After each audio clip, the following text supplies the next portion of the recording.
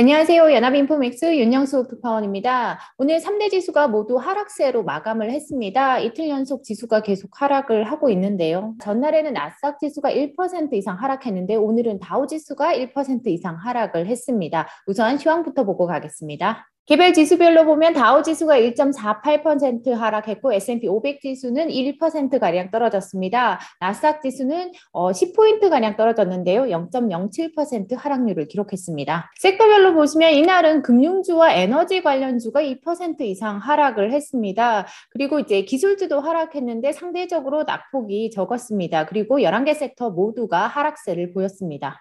대형주들도 대체로 약세를 보였습니다. 마이크로소프트가 0.3% 하락하고 애플이 0.6%가량 떨어졌습니다. 구글은 1.8%가량 하락했습니다. 반면 아마존과 테슬라는 소폭 상승했습니다.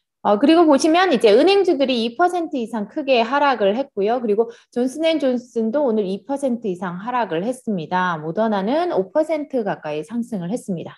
개별 종목 중에 리비안의 주가가 이날 10% 이상 하락을 했습니다. 여기 보시면 이 회사가 올해 생산 목표를 달성하지 못할 것 같다라고 실적 발표 후에 같이 얘기를 하면서 이제 주가가 크게 하락을 했습니다. 그리고 페덱스의 주가는 5% 이상 올랐는데요. 50억 달러 규모의 자사주 매입 계획을 발표하면서 주가가 오른 것으로 보입니다. 이번 주는 오미크론 변이에 대한 우려로 모더나나 화이자 같은 제약주들은 이날 크게 상승을 했습니다. 주간 상승률이 여기 보시면 14%에서 12%가량을 기록을 했습니다. 오늘 주가가 하락한 데는 크게 두 가지 이유가 있다고 볼 수 있겠습니다. 우선 최근 들어서 이제 영란은행이 금리를 올리고 연준 같은 경우도 이제 내년에 긴축 속도를 높이겠다고 한 상황입니다. 그러면서 이제 긴축에 대한 우려가 가격에 반영되기 시작했다고 보면 될 것 같고요.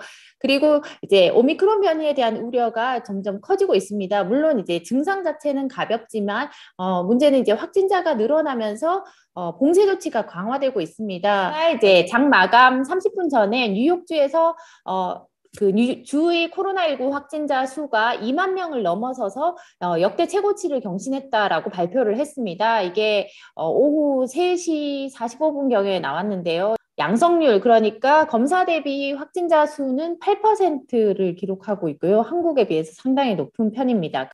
여기 보시면 이제 전미 풋볼 리그가 이날 이제 새 경기를 주말 예정된 새 경기를 코로나 변이 이후로 이제 연기한다라고 발표를 했습니다. 지금 그 NFL 선수 중에 그 코로나 확진자 수가 100명이 넘은 것으로 알려졌습니다. 한 일주일 사이에 크게 증가했고요. 그러다 보니 이번 주말 경기는 취소하기로 했습니다. 여기 보시면 이제 짐 폴슨 전략가 같은 경우는 최근 들어서 연준이 매파적으로 돌아섰고 그리고 더 높은 금리 인상 기대가 커지고 있는 상황에서 투자자들이 성장주에 대한 익스포저, 그러니까 투자를 좀 줄이고 있다라고 얘기를 하고 있습니다. 물론 전날 같은 경우도 나스닥 지수가 크게 하락을 했고 오늘도 이제 기술주들이 좀 약세를 보였습니다. 일반적으로 성장주 같은 경우는 가치주에 비해서 이제 금리가 오르게 되면 미래의 수익이 줄어들 수 있기 때문에 더 긴 듀레이션을 갖고 있기 때문에 그래서 성장주가 상대적으로 부진할 수 있습니다. 그러다 보니까 투자자들이 그에 대한 익스포저를 줄이고 있다라고 얘기를 하고 있습니다. 그리고 이제 캐피털 이코노믹스 같은 경우는 이제 큰 그림으로 보면 일단 각국의 중앙은행들이 점차 전보다 더 인플레이션 상승에 대해서 더 우려하는 목소리를 내고 있고 그리고 또 이제 오미크론 변이가 확산하는 상황에서도 이런 분위기가 감지되고 있어서 투자자들이 우려가 커지고 있다라고 진단을 하고 있습니다. 주목할 점은 이날 같은 경우는 10년물 국채금리는 1.401%로 이제 전날보다 하락을 했습니다. 2년물 금리는 상승을 했는데요. 2년물 금리는 연준의 금리 인상 기대가 커지면서 지금 오르고 있는 상황이고 10년물 금리는 오히려 하락을 하고 있습니다.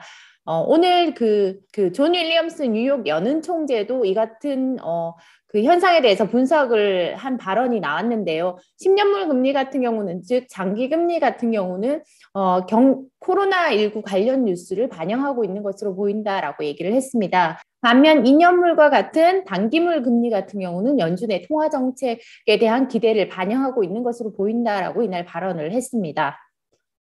여기 보시면 이제 내년 3월 연준이 금리를 인상할 가능성을 지금 이제 금리 선물 시장은 49%까지 반영을 하고 있습니다. 이 수치가 장중에는 50%를 넘어섰는데요. 그러니까 이미 시장에서는 전보다 더 빠른 금리 인상을 예상을 하고 있습니다. 이미 예를 들어서 5월 금리 인상 가능성 같은 경우는 65%까지 상승을 했습니다. 이 수치도 지금 계속 오르고 있습니다. 존 윌리엄스 뉴욕 연은 총재가 연준의 금리 결정은 경제 지표에 달렸다고 말했습니다. 그는 CNBC와의 인터뷰에서 미국의 인플레이션이 현재 너무 높다며 연준은 높은 수준의 인플레이션에 매우 주안점을 두고 있다고 말했습니다.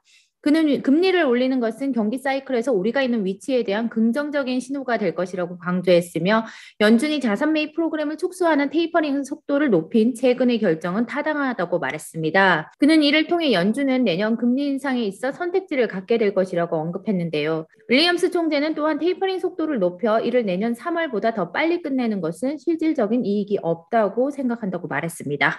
크리스토퍼 월러 연준 이사가 내년 3월에 테이퍼링이 종료된 직후 곧바로 금리 인상을 할 수 있을 것이라고 예상했습니다. 월러 이사는 이날 연설에서 연준의 테이퍼링이 계속된다면 내년 3월에 매입을 종료할 것이라고 말했습니다. 그는 첫 금리 인상의 적절한 시기는 경제 활동 진전에 달렸다고 말했으나 인플레이션과 노동시장 상황에 대한 기대를 감안하면 금리 인상은 테이퍼링 종료 직후 정당화될 것이라고 말했습니다. 다만 월러 이사는 이런 전망에 대한 한 가지 불확실성은 오미크론 변이라고 덧붙였습니다. 메리 데일리 샌프란시스코 연은 총재가 내년 미국 경제가 예상대로 강한 성장세를 유지한다면 금리를 2, 3회 인상하는 것이 타당하다고 말했습니다. 데일리 총재는 이날 월스트리트저널과의 인터뷰에서 나의 입장을 조정했다라고 언급하면서 내년 2, 3회 금리가 인상되더라도 연준의 통화 정책은 매우 완화적일 것이라고 말했습니다. 그는 다만 금리 인상에 열린 자세를 유지할 것이라는 점도 강조했습니다.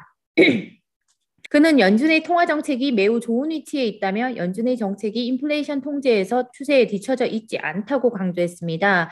데일리 총재는 그동안 연준 내 대표적 비둘기파 위원 중 한 명이었습니다. 골드만삭스가 국제 유가가 $100를 돌파할 수 있으며 원유 수요는 내년과 내후년에도 역대 최고치를 경신해 나갈 것이라고 말했습니다.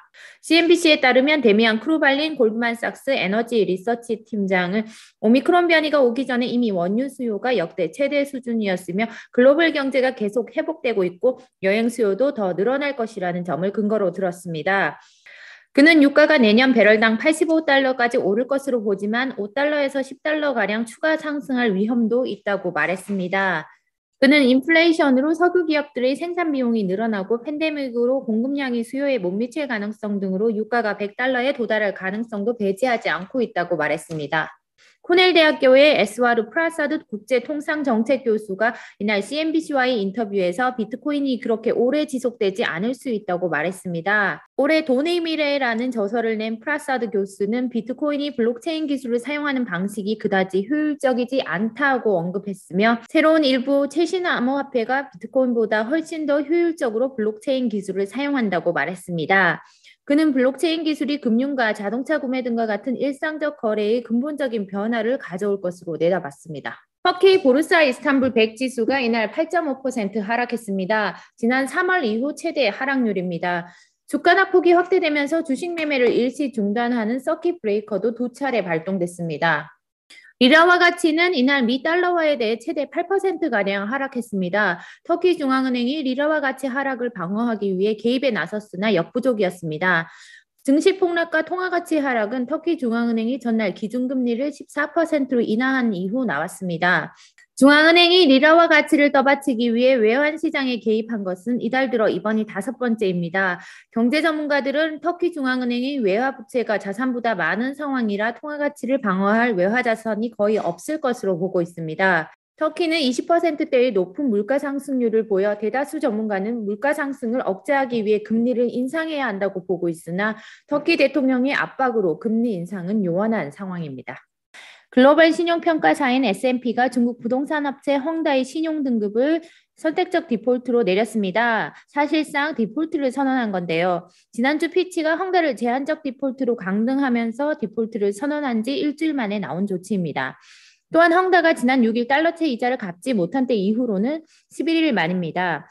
또 다른 신평사인 무디스는 이미 홍다가 달러채 이자를 미지급하기 이전인 9월에 홍다의 선순위 무담보 등급을 가장 낮은 등급인 C로 내렸습니다. 무디스의 C 등급은 원금이나 이자 지급이 불가능한 상태를 의미하기 때문에 사실상 3대 주요 국제 신평사가 모두 홍다가 디폴트 상태에 있다고 판단한 겁니다. 네, 제가 준비한 소식은 여기까지입니다. 이제 금요일에도 주가가 하락하면서 분위기가 무거운데요. 오늘 같은 경우는 쿼드러플 위칭데이라서 변동성이 더 심했다는 해석도 나오고 있습니다. 하지만 단순히 기술적인 요인이었으면 다음 주에 주가는 다시 반등할 것으로 보이지만 그렇지 않다면 이 같은 분위기가 다음 주에도 계속 이어질 것으로 예상이 됩니다.